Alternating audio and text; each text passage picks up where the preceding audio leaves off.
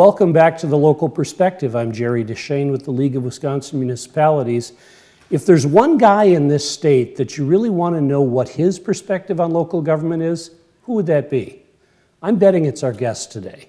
I am very honored to be joined by the governor of the state of Wisconsin, Tony Evers. Governor Evers, thank you so much for being with us. Thanks, Jerry. Thanks for your good work, too. Well, and appreciate that. Yeah. So let's talk a little bit about it. You're former superintendent of public instruction. Mm-hmm. You're at about that, that famous 100 days in your administration. Right.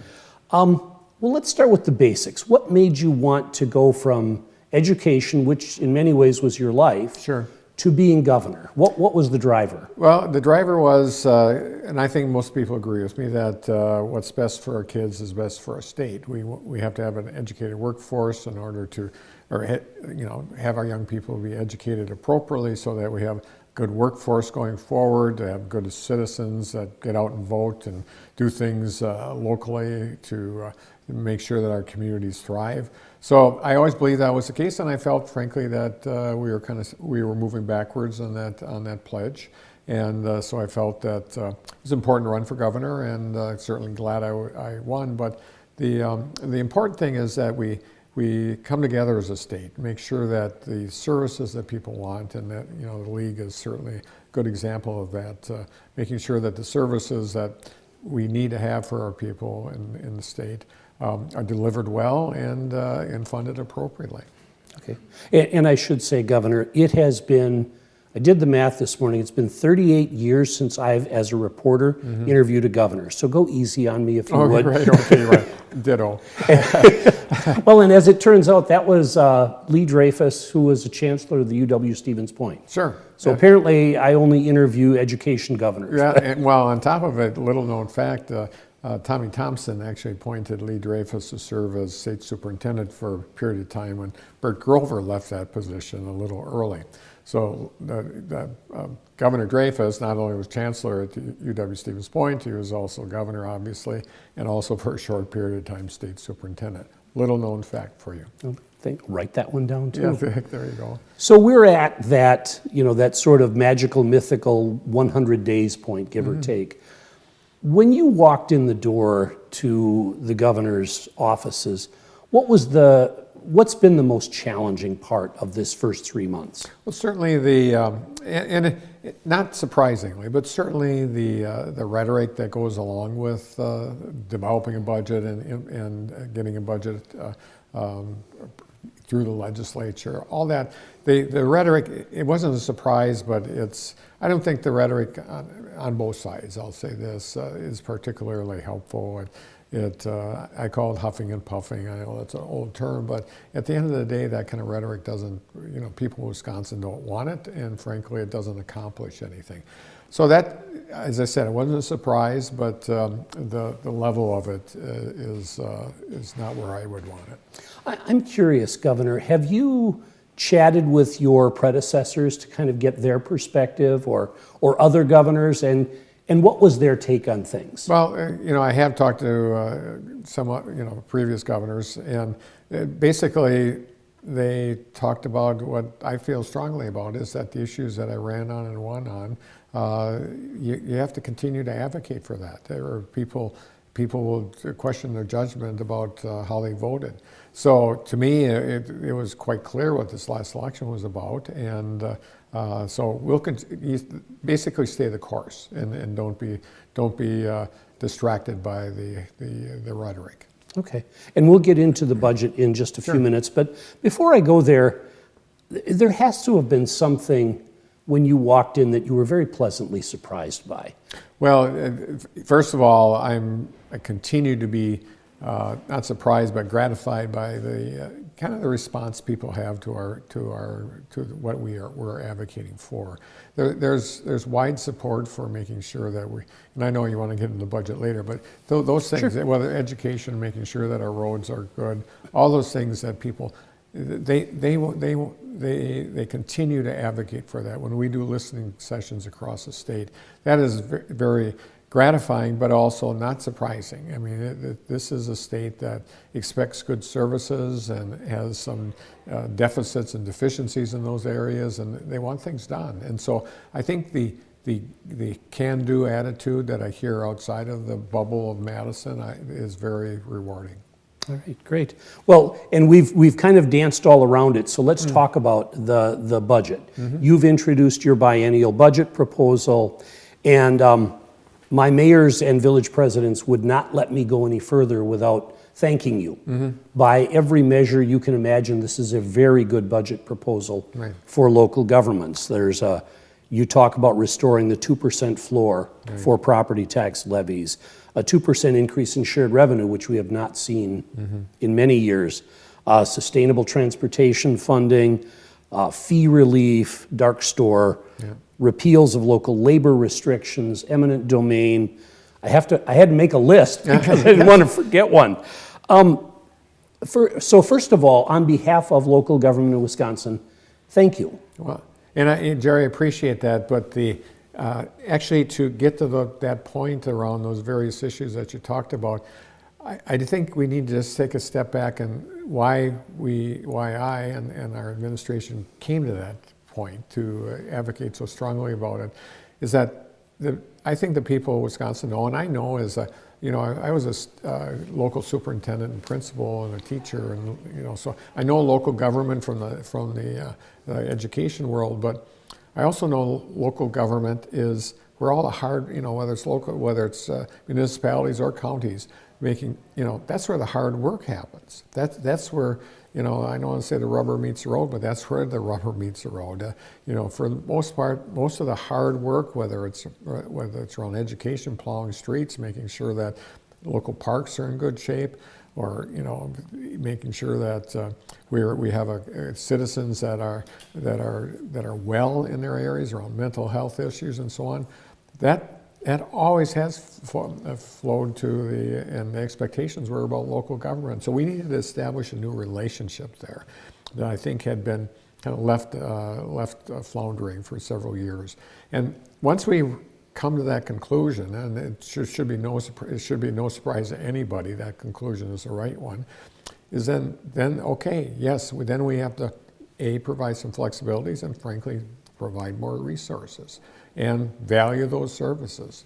And I guess I just hadn't done the math in my head, but there was an item in today's paper, the Fiscal Bureau, the Legislative Fiscal Bureau, did an analysis that said if we simply go on with current law, property taxes will actually increase more than if we adopt your budget proposal.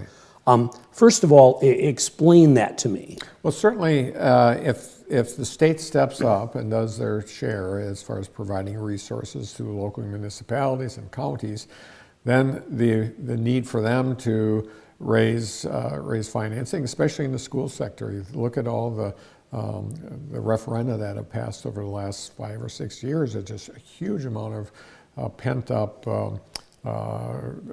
need for resources, and that all goes on the local taxpayers. If the state steps up, does their job, and prioritizes things right, we feel that property taxes will become less of an issue than more of an issue. And the state of Wisconsin historically, and especially at the municipal level, there's just an over-reliance on property taxes as it compared to other states. And you especially see that in the urban areas, but even in the rural areas too. And that's just not fair. As I cycle back to what I said before, it's important that people realize that the hard work is done locally and at the county level. And if we accept that as fact, then we have to have a new compact with local governments to make sure that they're in good shape. Excellent. And in your response, you touched on about 6 things I want to talk about. Okay. But let's start with sort of the negotiating, the practical, gritty side of this. I've been around long enough that I've seen virtually every partisan makeup of the legislature and the governor. And you use the term huffing and puffing, and I think there's more huffing and puffing these days than I've seen in a while. But how do you, at the end of the day, we need a budget. Right. How do you see this all unfolding? Well, that's one of the reasons we're doing listening sessions across the state. Again, we did it before and to gather input to see what our budget is going to look like. And now we're doing it, we're taking out to people in Wisconsin. We've been to Stevens Point, we're going to other places across the state, saying, okay, this is what our budget looks like. Please respond to it, see what you think, are there tweaks that should happen.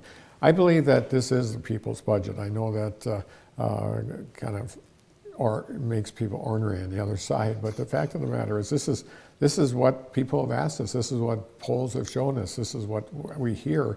And so I understand that there is the perception that we're like this, but at the end of the day, if we have an active citizenry, we can make some significant changes. Of course, we're going to need to find common ground on certain issues, but I believe at the end of the day, if people are engaged in this budget process, not just going to our listening sessions or going to the Joint Finance Committee, but really reaching out to their local legislators on a regular basis during this process, we can really accomplish some good things for the state.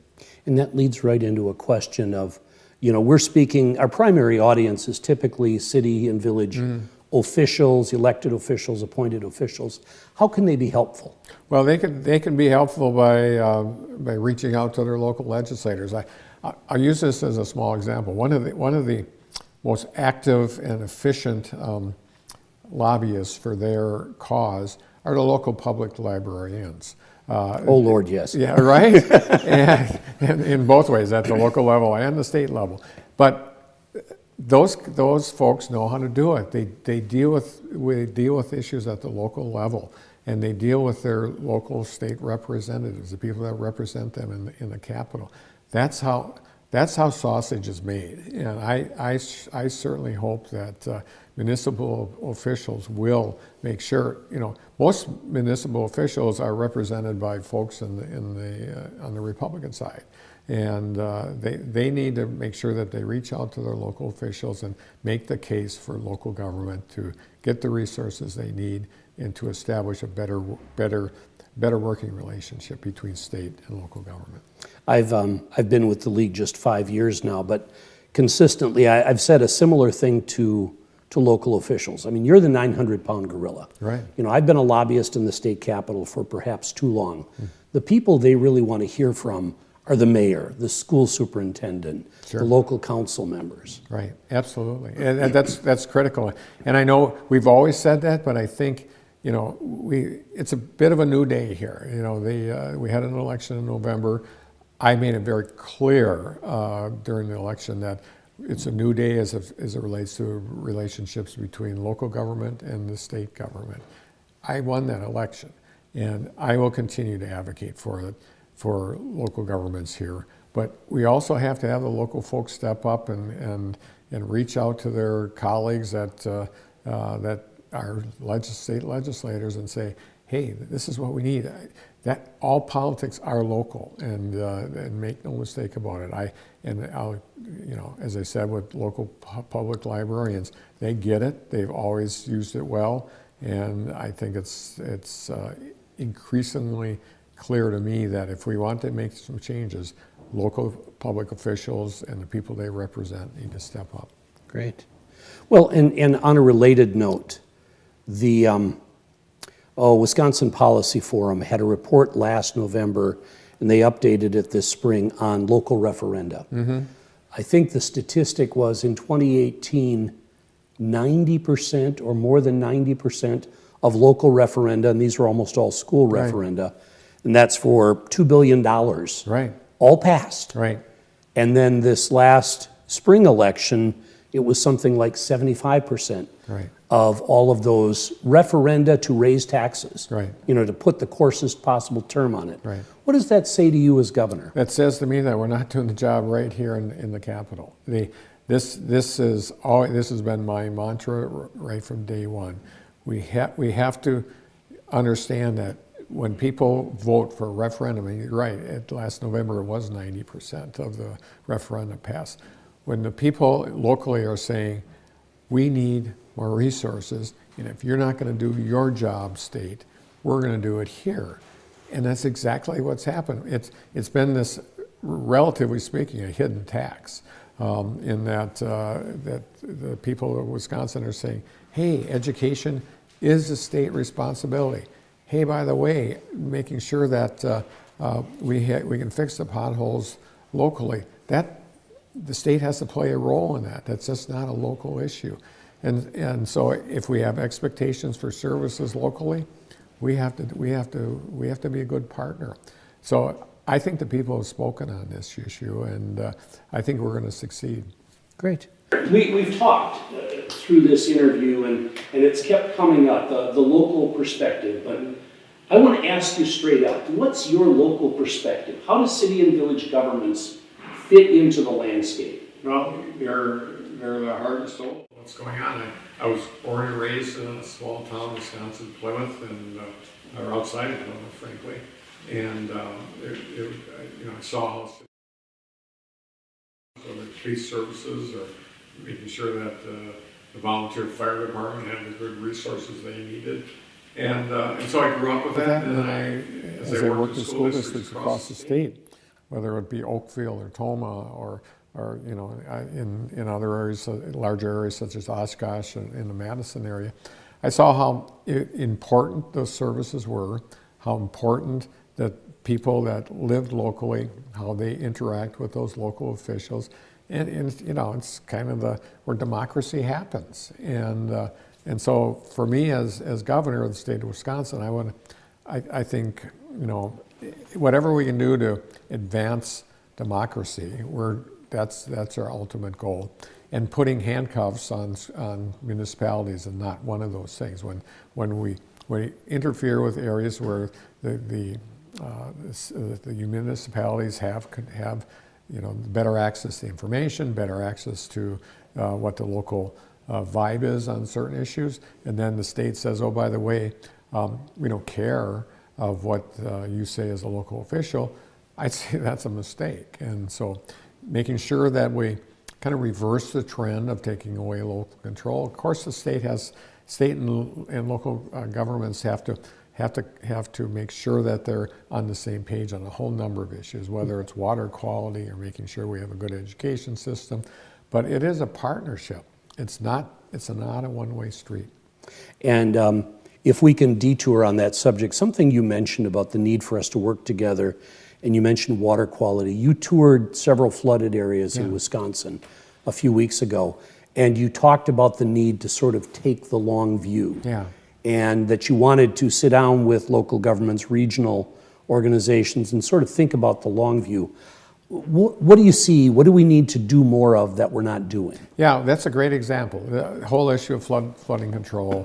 Municipality may have some very great difficulties, especially in this day and age where we have 100-year floods every year. But we need a new term for that. Yeah, no kidding. But so those municipalities absolutely need a way to protect their folks locally and making sure that property damage is minimized and all that. And that includes all sorts of infrastructure changes. But if we don't look at, for example, a watershed, which includes many municipalities, look at that problem as a whole, then we're making a mistake because water goes downhill, and if you solve a problem here and you just create another one down there, first of all, that doesn't work. So I think allowing municipalities to have the ability to think more regionally, I think that's a good idea. And flood control is one of those. But I think transportation also is a significant issue where municipalities may be able to find better ways to do things collectively. And I know municipalities are, I've heard that comment from municipal officials going forward. So I think we shouldn't kind of back off of the issue of local control, but allowing municipalities to think regionally, have a 30,000-foot view. What impacts their municipality impacts somebody next door. I know they're always competing in all sorts of ways, and they should. I think that helps services get to a better place, but there are ways that they can collaborate. We should encourage that. Recently, Wisconsin Policy Forum came out with a report they call Dollars and Cents. Mm-hmm. And in the name, full disclosure, the League helped support that report financially. But what it said, in essence, is that Wisconsin relies too heavily on the property tax. Right. It is in many ways, other than shared revenue, the primary way we pay for local government. That's not how they do it in Minnesota, Illinois, Michigan, Iowa, Indiana, Ohio. But you talked about competition between local governments. That is a large part of what feeds it. Right. Is if I don't get the big box in my town, Right. I don't get the property tax revenue. Without asking you to make commitments to a proposal you haven't even seen yet, we want to have a conversation about balancing the funding mix of local governments. Right. What advice do you have for us? What cautions do you have? What are some of your preliminary impressions? Yeah, and I heard that during the campaign a lot, especially in our urban areas, but even other areas of the state, and that the reliance on property tax causes that insulation or contraction of we're worried about X instead of the region, and frankly, there's limited sources of revenue. Sales tax, income tax, and other kind of statewide taxes. But the bottom line is property taxes are part of the problem in how local governments can do their work. And as I said before, they do almost all the hard work in the state that impacts people in the state. I think finding ways to find revenue enhancement at the state level. I'm not committing to anything, but I think we have to look at that. I know. I've been around a long time. We've thought about doing that for forever, and the time is now. It's a good time when we have divided government to have good discussions about divisive issues, and I think this is a good time to take a look at that. Well, now that was an interesting statement. We have divided government, and that's a good time to talk about divisive issues. Yeah. Can you kind of elaborate? Oh, sure. Because as I said before, there's a lot of huffing and puffing, but at the end of the day, there is going to be some good thinking about various issues when there is divided government. And people are going to have to realize that in order to get something for them or for their constituents, they're going to have to make sure that there's common ground. And usually common ground is the best place to be. And so it's not that I think fighting with each other is a particularly productive thing. But at the end of the day, we have to have a budget here at the state capitol. We are going to find common ground.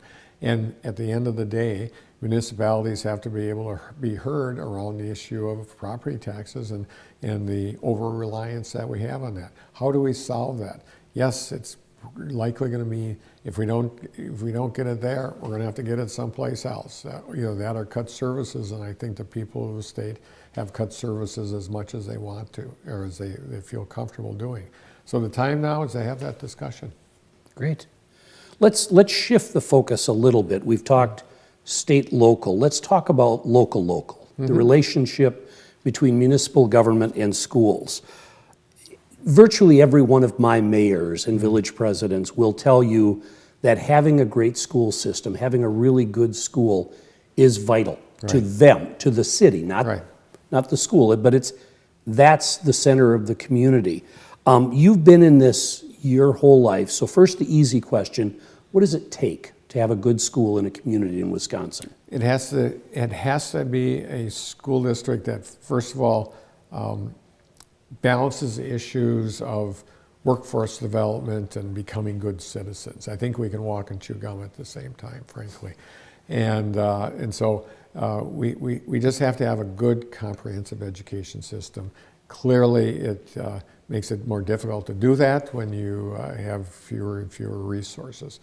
The other thing that is important, just my observation, is that our people have to understand that the way our society looks and the diversity that we bring as a state is changing dramatically, and we have to have schools that recognize that diversity and celebrate that diversity and create a good learning atmosphere for everybody. But at the end of the day, you're right, the ability for city governments and municipal governments to work with the school districts, I've never seen it better, frankly. Really? Yeah, in the old days when I was a superintendent or a principal, it was like two ships passing the night, and I don't believe that's the case at all anymore. like you said, municipalities understand how important a good school system is to their well-being. I think it is absolutely as good as it's ever been. But the difference is, education is a state responsibility. It's in our Constitution, and it's not a federal responsibility ultimately. It's a state responsibility, and we believe that having that good partnership between the state and local school districts is critical, and that includes funding those schools appropriately. Sure. What advice would you offer for a mayor that said, you talked about ships passing in the night, that he still feels or she still feels that that's the way it is in their community? Yeah. How do you, as an education professional and as a governor, what advice do you offer to that mayor? How do you break that wall? Yeah, that's a great question, because many times school people look at a situation like that and say it's that mayor's fault or it's that city's fault. And so there has to be some give and take on both sides. But I think having the mayor and the members of the mayor's office attending school board meetings, I think, is important, and frankly also vice versa, having people from the school districts attending city council meetings or whatever arrangement they have. I think that's important. Actually, some school districts and municipalities have their offices together now and share back office costs and so on. The more we can do that, I understand that there's a pretty bright line between the school districts and the municipalities as far as governance and things like that, where the money comes from. But the more they can work together, the better. And having that representation going both ways, attending those meetings, having ongoing conversations. When I was in Verona as a superintendent, I was in constant conversation with the city mayor when I was there. That has to happen across the state, and I think it is happening. But you're right, for those municipal leaders that think it's not happening good enough, I know superintendents and principals and actually the teaching staff are more than willing to communicate. Excellent. Well, I knew this would happen. We're running out of time, and I want to go on for another hour and a half, but they won't let me. And I'm sure your people are saying, no. But big picture, 3.5 years from now, when you're looking at your next term or you're looking back, how do you define success? What do you want people to say about the Governor Evers' first administration? We accomplished blank. Yeah. Great question, and first of all, put in context of the people that you represent and the municipalities, and I just think if 3.5 years from now, if municipal officials and more importantly the people that they serve feel that services have improved, services are comprehensive and delivered in a good way, that would be a huge victory for me. I see how municipal and county officials struggle mightily to do that, whether it's opioid addiction or something else new. We have to, so that would be good. But I ran on 3 basic things, and they all frankly do relate to local governments, and that is making sure that we have affordable and accessible health care, we have a good transportation system, and make sure that we invest wisely in education. All those things, frankly, a lot of the hard work is done by municipalities. And if we that's what people in Wisconsin expected of me as a candidate, and that's one of the reasons I won. We're going to be working with the legislature to make that happen. So 3.5 years from now, if we can make some good, solid progress on that, I'll be a happy camper. Excellent. Well, Governor Evers, thank you very much for being with us. I'm Jerry Deschane. This has been The Local Perspective. Again, a big thank you to the Fitchburg Access Community Television people and Sun Prairie Media Center. Have a great day.